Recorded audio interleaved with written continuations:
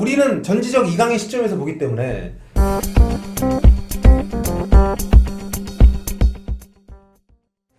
자, 우레이가 선발로 70분을 뛰었던 에스파뇰과 발렌시아 경기에서 우리 이강인 선수가 벤치를 지켰습니다. 경기 중에 영상도 한 번 잡혔죠? 벤치 앉아 있는 거. 전 솔직히 못 봤어요. 네.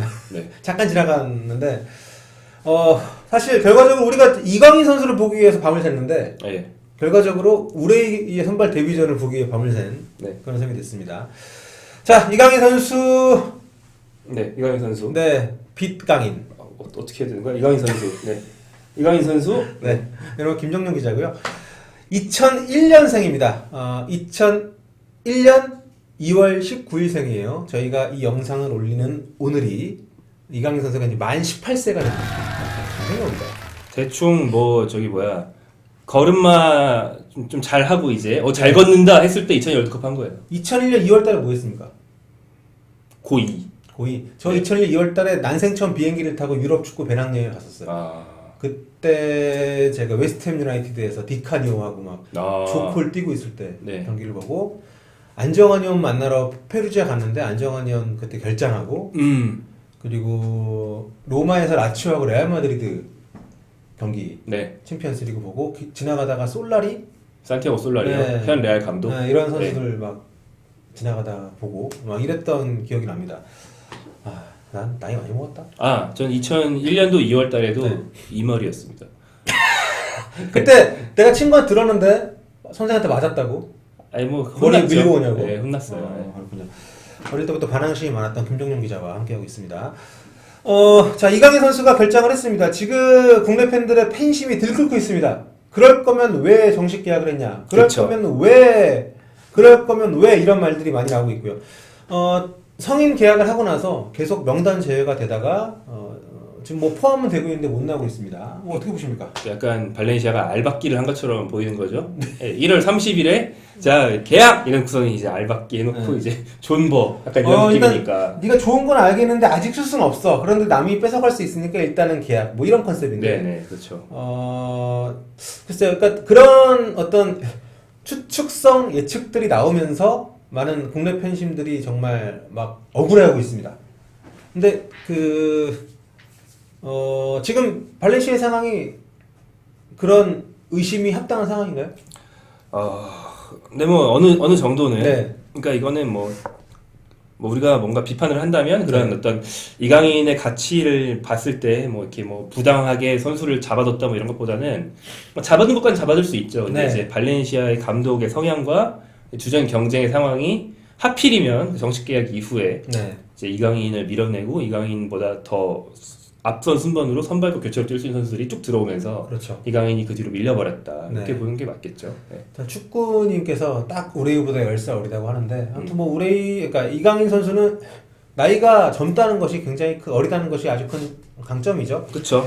자, 뭐 일단 팀 상황을 한번 보겠습니다. 발렌시아 이강인 선수의 입지를 논하기에 앞서서 팀의 상황을 좀 먼저 볼 텐데요.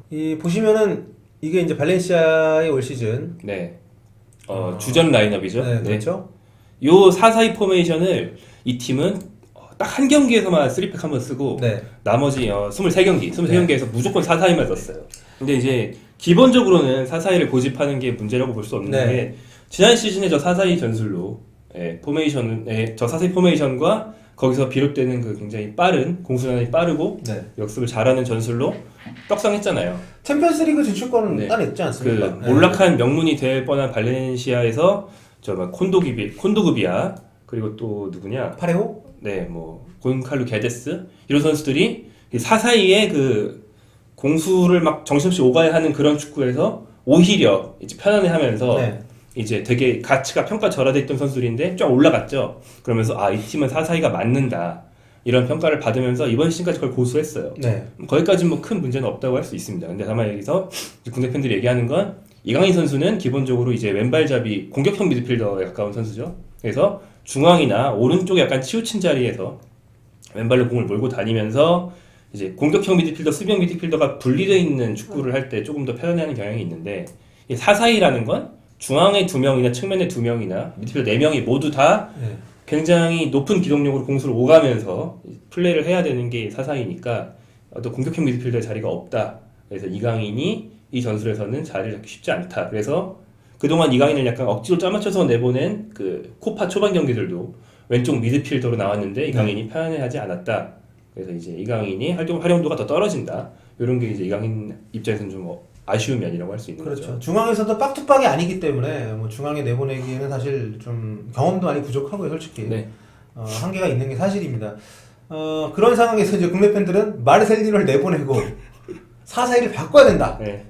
뭐 맞는 말입니다. 그러니까 우리는 전지적 이강인 시점에서 보기 때문에 이강인 선수가 뛸 수 있는 방안에 초점을 맞추고 하는 얘기니까요. 게다가 지금 발렌시아 성적이 좀 안 좋잖아요. 어제 또 비기면서 6승 14무 4패입니다. 네. 24경기 했는데 무려 14경기를 비겼어요. 산술적으로 따지면 올 시즌에 20무 이상을 할 수 있는 그런 상황인데 그런 분위기 속에서도 계속 전술을 바꾸지 않고 계속 이렇게 비기는 축구를 하다 보니까 굉장히 좀 그 팬들의 어떤 그 이강인 선수 때문이 아니더라도 발렌시아를 위해서도 전술이나 감독을 바꿔야 된다. 뭐 이런 얘기에 저는 뭐 틀린 말은 아니라고 생각을 합니다. 근데 문제는 과연 이 발렌시아 감독이 뭐 혹은 발렌시아라는 팀이 이강인을 알받기를 했느냐, 아니면 이강인을 키울 생각이 없어서 계속 이런 전술 고수하느냐, 뭐 이걸 보는 건 주객인 전도된 해석이라고 생각을 하거든요.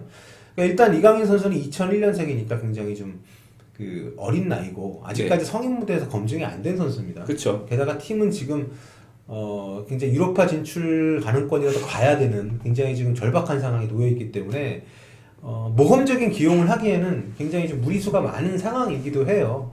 게다가 지금 이 전술에 감독이 버리고 싶지 않은, 그리고 그 감독이 전술을 바꾸지 않는 선택 자체를 뭐 악행이라고 볼 수 없기 때문에 그럼요. 그 전술 안에서 이강인 선수가 사실 어떤 저격이 없는 것도 사실이어서 이강인 선수를 기용하지 않는 선택 자체가 저는 무슨 어떤 음모론 내지는 우리가 좀 안 좋게까지 해석할 필요 없다라고 생각하는데 네. 어떻게 보시나요? 네, 물론 그렇죠. 그리고 13호를 했다는 게 물론 이렇게 발렌시아라는 팀의 지난 시즌 성적을 생각해봤을 때 나쁜 게 맞지만 거꾸로 얘기하면 그 수많은 경기들이 한 골만 넣으면 이기는 거였잖아요. 그렇죠. 그러니까 네. 이 팀이 공격수들이 골을 정말 미친 듯이 못 넣고 있고 네.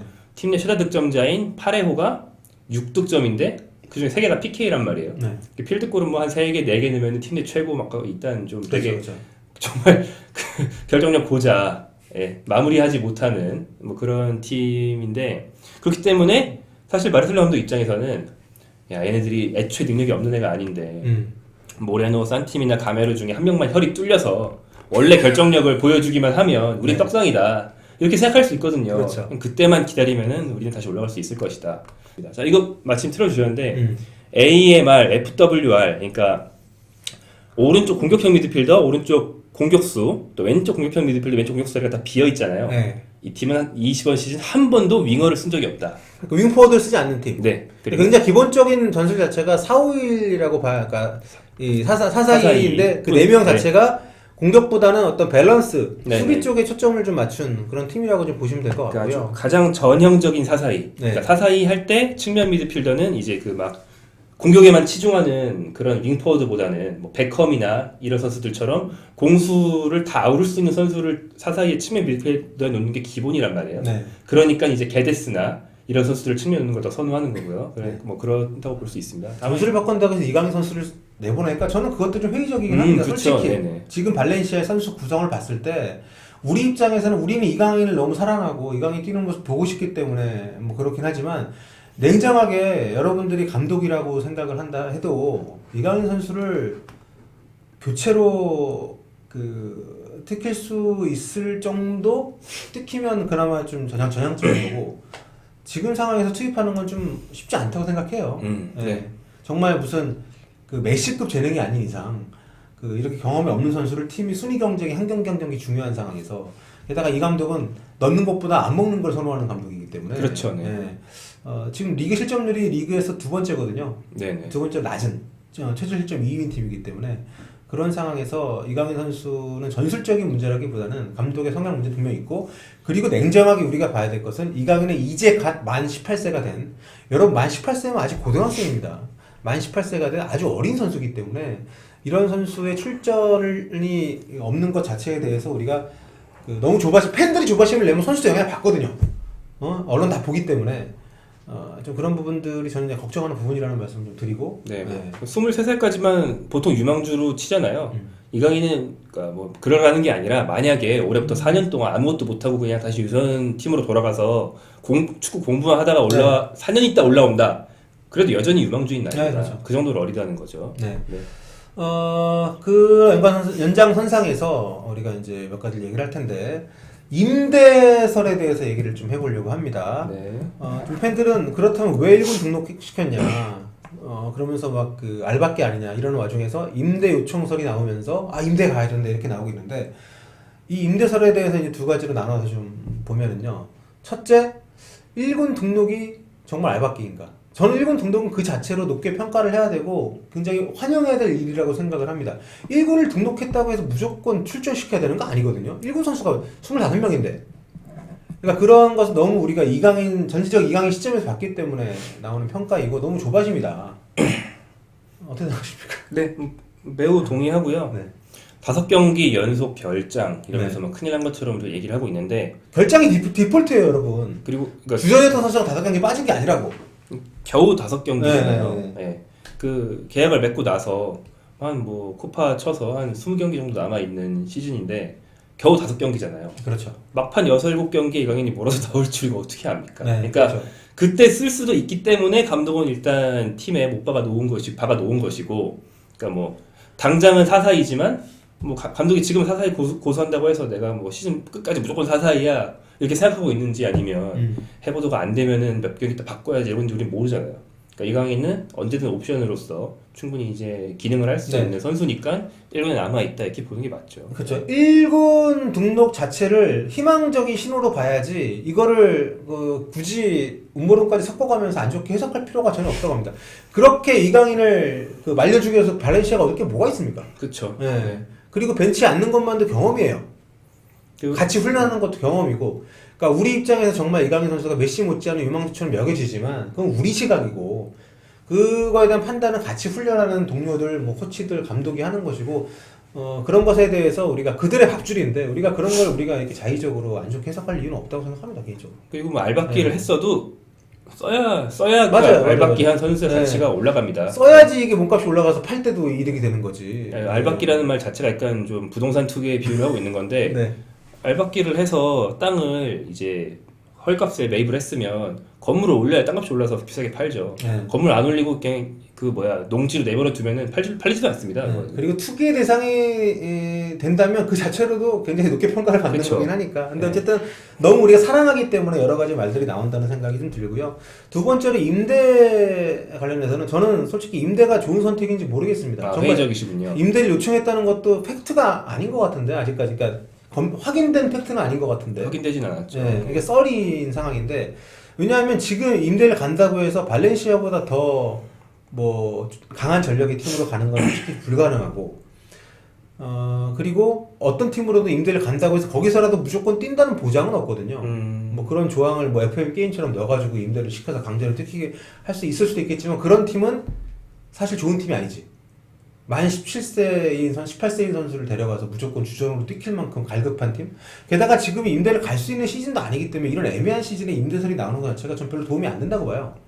그 팀 입장에서는 자기들이 나름 애지중지해서 지금 계약도 하고 장기적으로 보고 이 선수를 성장시키려고 하고 있는데, 여기서 과연 막 언론을 통해서 막 이 선수가 팀을 나가고 싶어하고 자기가 제대로 대접받지 못하고 있다고 생각을 한다는 듯한 뉘앙스가 계속 확산이 되면 난 그게 별로 좋을 거 없다고 생각하거든요. 임대설에 대해서 저는 좀 조심스러운 편이에요. 뭔가 이렇게 좀 역풍 맞을 것 같은 얘기들은 나만 하게 내비둡니까? 네, 아니요. 말을 끼어들 구멍이 좀 없었는데요. 네, 어떻게 생각하십니까? 편집점이 없었어요. 저희 편집 안 할 겁니다. 예. 저희 임대설에 대한 저의 비관적인 생각에 대해서 여러분은 어떻게 생각하십니까? 저는 일단 임대를 만약 가더라도 네. 지금은 조용히 있는 게 낫다. 이거에 대해서는 뭐 누가 공감할 것 같습니다. 네. 네, 나중에 임대를 가더라도 그런 뭐 어떤 물밑에서의 뭐 팀과의 어떤 뭐 차후 입지 조율 같은 거는 물밑에서 해야지, 그 과정이 다 중계되는 거는 뭐 네. 이렇게 어린 선수한테 좋을 게 없죠. 그렇죠. 네. 네. 그리고 지금 세군다로 임대를 가야 된다고 하는데, 근데 저는 모르겠어요. 그러니까 세군도 안 좋아요. 그리고 1군에서 어차피 쓸 생각을 갖고 명단에 포함을 시키는 상황에서 굳이 이부 리그 가서 할 필요가 있나라는 생각이 개인적으로 좀 있고요. 예. 그러니까 사실 임대 얘기는 지금 하기는 시기상조인 것 같아요. 왜냐면 뭐 마르셀로 감독이 경질되는 것도 일리가 있다고 하셨잖아요. 예. 마르셀로 감독이 시즌 끝났을 때 어차피 이강인 임대 여부는 시즌 끝나야 결정되는 거니까 네. 그 전에 마르셀로 감독이 목이 날라갔다. 그러니까 뭐 감독이 바뀔 수도 있는 것이고 꼭 그렇죠. 감독이 바뀌지 않아도 이 팀의 재정 상황이 어떻게 바뀌어서 갑자기 재정이 좋아졌다. 그래서 공격형 미드필더를 막 엄청난 선수를 사왔다. 그럼 또 임대 가야죠. 거꾸로 재정 상황이 오히려 안 좋아져서 공격형 미드필더에 그나마 있던 선수까지 나가버렸다. 이강인 있어야죠. 그러니까 지금은 뭐 우리가 팬들이 막 임대 가야 돼 이렇게 할 수 있는 상황이 전혀 아니라는 거죠. 리그 성적은 솔직히 좋지 않습니다만 유로파리그하고 코파델레이 살아있기 때문에 아직까지 네. 코파 4강 아닙니까? 4강. 그렇죠. 네. 그렇기 때문에 사실 그리고 지난 시즌에 챔피언스리그까지 팀을 이끌었던 감독이어서 경질될 가능성이 높진 않습니다. 근데 어쨌든 그 여러 가지 그런 감독의 입지를 떠나서 발렌시아가 어릴 때부터 공들여 키워온 우리보다 더 아낄 만한 선수예요. 제가 볼 때 그렇습니다. 그럼요. 네, 그렇기 때문에 이 선수, 그러니까 이강인 선수에 대한 우리의 어떤 그 단견, 이번 주 안 나오고 다음 주 안 나온다고 해서 너무 발렌시아 개새끼들 이거 말고 좀 그들의 이런 장기적으로 오랫동안 이강인을 어릴 때부터 키워왔던 그들의 안목이나 어떤 그 뭐라고 해야 되나요? 평가? 이런 것들을 우리가 좀 믿는 것도 좀 여유를 갖는 것도 좀 필요하지 않나. 우리가 과거에 네, 맞는 얘기입니다. 이승우나 백승호 선수 바르셀로나 유스팀에 있을 때 얼마나 우리가 조바심을 안타까워했습니까? 근데 그런 경험을 반복하지 말고 좀 우리가 좀 기다릴 필요도 있지 않나 이런 생각이 좀 들고요. 그 연장선상에서 마지막 토픽으로 가보면 마지막인가요? 네. 3월 대표팀 소집설이 있습니다. 네. 어떻게 생각하십니까? 저는 이런 상황이면 뽑는 건 좋다고 생각합니다. 축구계의 대 레전드이신 차범 감독님도 좀 뽑아라. 본인의 예를 들어서 저도 거기에 공감을 하는데 지금 그러니까 이게 발렌시아 내에서 입지를 다지는 것하고 약간 상충될 수도 있다고 봐요. 대표팀 가는 게 도움이 될 수 있지만 이 아직 성인 데뷔를 완벽하게 하지 않은 선수이기 때문에 대표팀이 왔다 갔다 하는 게 어때요? 조심스러운 마음이 있어서 저는 약간 반발인데 그런 거에 대해 예상이나 평가보다는 저는 협회가 뽑을 가능성이 높지 않을까. 이강인이나 백승호 선수 중에 최소한 한 명 정도는 왜냐하면 지금 분위기 반전이 필요하잖아요.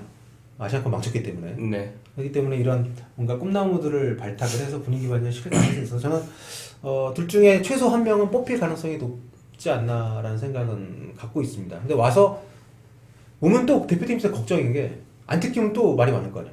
왜 데리고 왔냐. 이거 손흥민 선수 대표팀 초창기에 있었던 네. 논란이 생각나는 그런 대목인데. 그러니까 왜 데리고 이럴래 왜 데리고 왔냐. 네. 그러니까 부르면 무조건 뛰켜야 되는 또 부담이 있단 말이에요.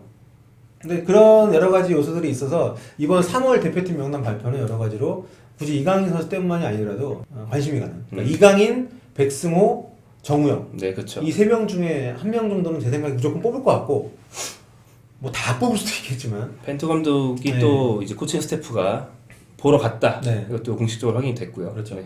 벤투 감독이 과연 불러서 이승우도 안 뜯기는데 과연 뜯길 것인가?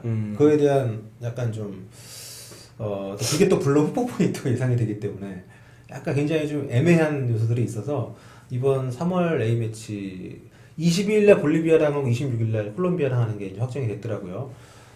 여기서 명단 발표 굉장히 기대가 됩니다. 네.